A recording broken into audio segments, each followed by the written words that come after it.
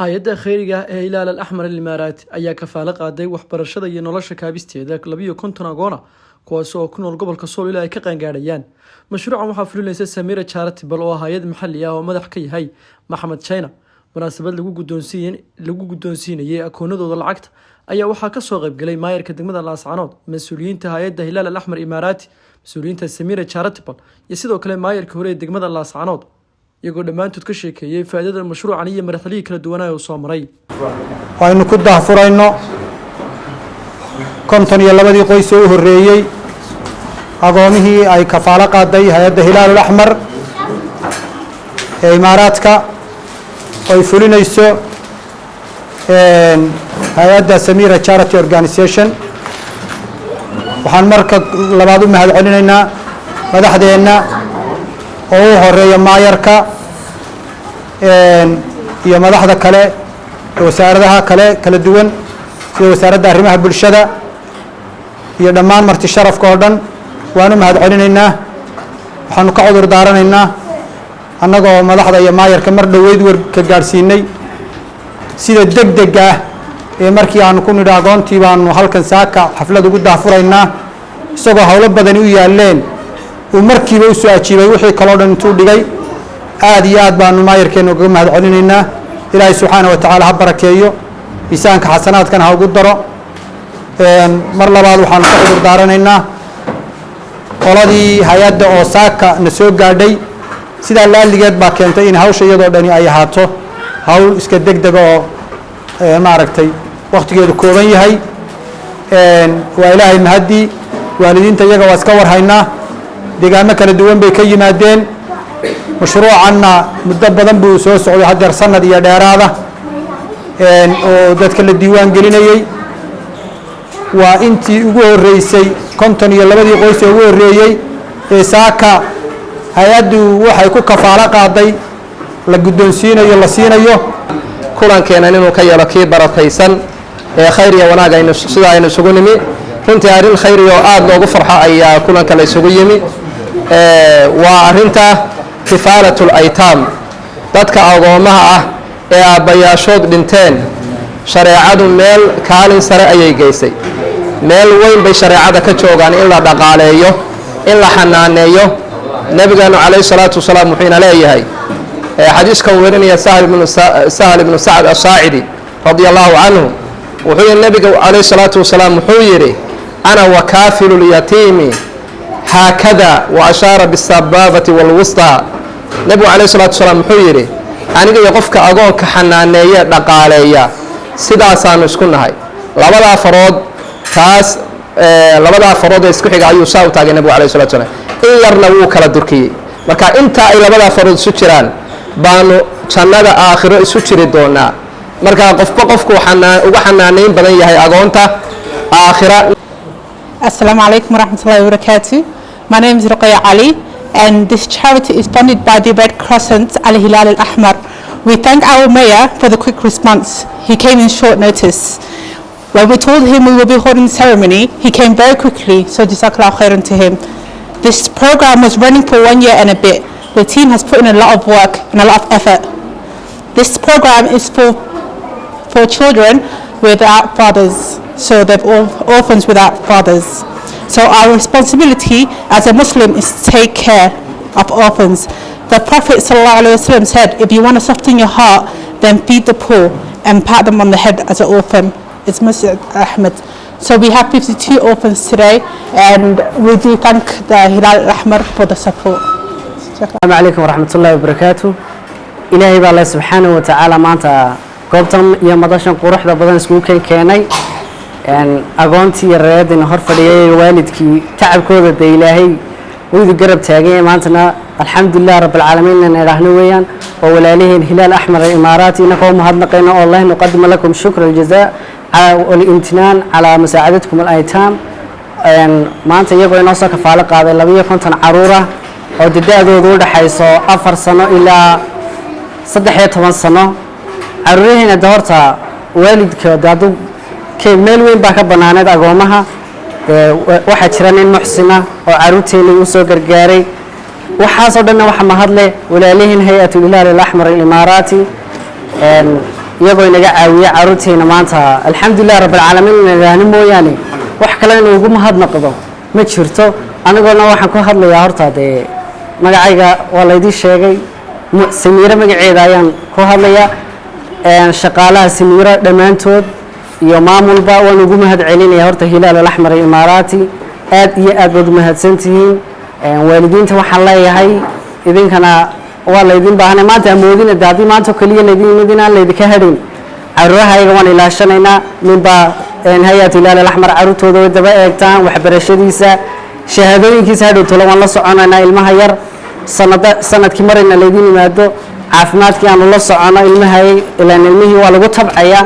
ilmihii caafimaadkiisana insha allah waan la socon doonaa iyo waxbarashadiisa heerkay gaarsiisan tahay markastana caruurtan waxaan leeyahay waxbarashadiina noo ilaaliya shahaadada waanu ku xisaabtamaynaa runtii maanta waxaynu isugu nimi waxa weeye waa barnaamij qurux badan oo runtii ay hirgelinayso hay-adda hilaalul axmar runtii mashruuca fulinteedana waxaa leh Samira Charitable Giving Organization run ahaantii wax aad loogu farxo barnaamijyada noocan oo kale ah khayriga ah oo runtii ay ka faa'iideyso bulshadeenu runtii waxay ka faalo qaadatay waxa weeyaan waa 52 qof 52 qof oo u horeeyay oo ah caruurta agoonta ah ee ku dhaqan magaalada Laascaanood run ahaantii waxaan rabaa inaan hal mid u soo jeediyo waalidiinta hal midna u soo jeediyo ubadkan yar fursadda u helay inay ka faa'iideystaan barnaamijkan waalidiinta waxaan leeyahay ubadkeena fursad bay heleen waxaan rajaynayaa inaad ku dhiirigelin doontaan ilaa inta ay ka dhameynayaan heerkooda waxbarasho sidoo kale ubadka yaryar waxaan leeyahay fursad baad hesheen fursad dahabiyaad hesheen waxaan rajaynayaa inaad ka faa'iideysan doontaan السلام عليكم ورحمة الله وبركاته الحمد لله وكفى وصلى اللهم على نبينا محمد وعلى آله وأصحابه ومن تبعه بإحسان إلى يوم الدين أولا نشكر في هذه الجلسة الله سبحانه وتعالى ثانيا نشكر لزعماء المدينة مثل الماير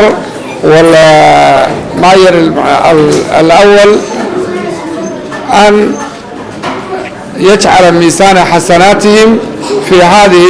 وأيضا نائب الوزارة العمل والفاميلي إن شاء الله اليوم إن شاء الله نريد أن نشكر أيضا هيئة الهلال الأحمر الإماراتي التي كفلت 52 طفلا حتى يبلغوا إن شاء الله بإذن الله الكريم ليس اليوم واحد حتى يبلغوا إن شاء الله ولعل أن يستمروا إلا بوقت الجامعة إن شاء الله وجزاكم الله خيرا وحان هل كان ربعين أن نشكر النغنى أولا هيئة الهلال الأحمر الإماراتي ورنتي دور وين كويالتي مقالة اللاسعانات ومانتا كفالة قادي كنتم يلبا إلمود وإلا أي كان قاريان أين السورتقلتا يهدي للد دالو وحبرشدودا إلا يهير جامعات إن أي كساران الرجين دوما إن شاء الله بإذن الله الكريم ثانيا وحنون بهاد علينا هيئة Samira Charitable Giving Organization oo iyadu hawsha fulisay oo la soo dhexmariyay kafaalada dalabkeenii horena qaaday waxaan u mahad celinaynaa mahadnaq intaa kadib maayarkeenii hore oo runtii aad iyo aad noola dadaalay oo xilligii aan caruurtan qoraynay oo hooyooyinku ay markhaati ka yihiin dhibtii faraha badnayd iyo hawshii naga soo gaadhay oo labada habeennimo saddexda habeennimona garab taagna sidoo kale waxaanu isagana u mahad celinaynaa maayarkeenna qaaliga ah oo runtii hadduusan jiri lahayn aysan maanta noo suurto gasheen xafladan aanna ku rajo weynahay inuu wax badan juhdigiisa uu kaga qayb qaadan doono aanu uga mahad celinayno juhdigii faraha badnaayuu geliyey waxaan kaloo u mahad celinaynaa wasaaradda shaqada iyo qoyska oo ay nagala joogto walaasheen oo runtii juhdi badan geliyey sidii ay hay-addani u gaari lahayd dalabkan u qadimi lahaayeen oo in badan daba gashay oo marar badan daba taagnayd ilaa iyo qoyska hay-adda Samiira waalidiinta halka fadhida saxaafadda dhammaantiin salaamu calaykum waraxmatullaahi wabarakaatu bacda salaan kulley maanta waxa farxadaya inaan ka soo qayb galno xafladan ballaaran oo 250 caruura oo agoona lagu guddoonsiinayo hadiyadii ugu horeysay ama lacagtii ugu horeysay waxaan u mahadnaqaynaa hay-adda Hilaal Axmar oo mashruucan maalgelisay waxaan u mahadnaqaynaa Samiira